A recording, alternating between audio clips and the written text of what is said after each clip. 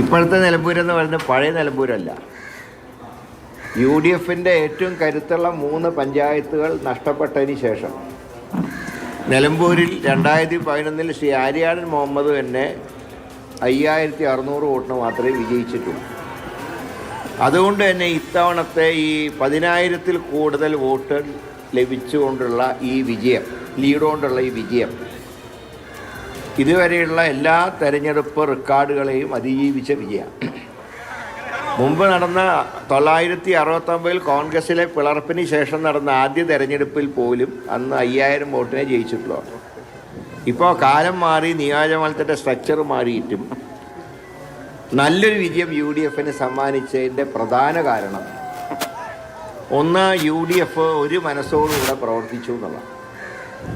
ഈ തെരഞ്ഞെടുപ്പ് നൽകുന്ന പാഠം, പാർട്ടിയും മുന്നണിയും ഒരു മനസ്സോടുകൂടെ പ്രവർത്തിച്ചാൽ തിളക്കമാർന്ന വിജയമുണ്ടാകും എന്നുള്ളതിൻ്റെ ഏറ്റവും വലിയ ഉദാഹരണമാണ് ഈ തെരഞ്ഞെടുപ്പ്. കാരണം നിലമ്പൂരെന്ന് പറയുന്നത് പാലക്കാട് പോലെയോ തൃക്കാക്കര പോലെയോ അല്ല. ഇന്നത്തെ നിലമ്പൂര് 50-50 ചാൻസുള്ള ഒരു നിയോജകമണ്ഡലം. അവിടെയാണ് ഇത്രയും വോട്ടിന് UDFിന് ജയിക്കാൻ കഴിയും. മാത്രമല്ല, നിലമ്പൂർ മുനിസിപ്പാലിറ്റി പോലും നല്ല മുന്നേറ്റമാണ് UDF ഉണ്ടായത്.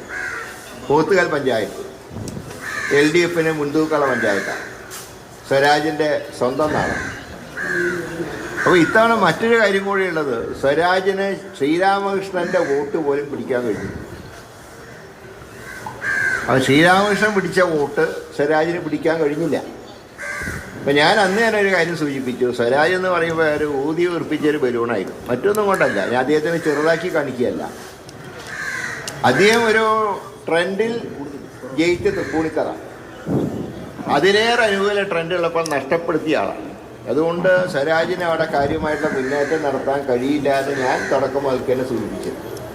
അത് അക്ഷരം പ്രതി ശരിയായിരിക്കും.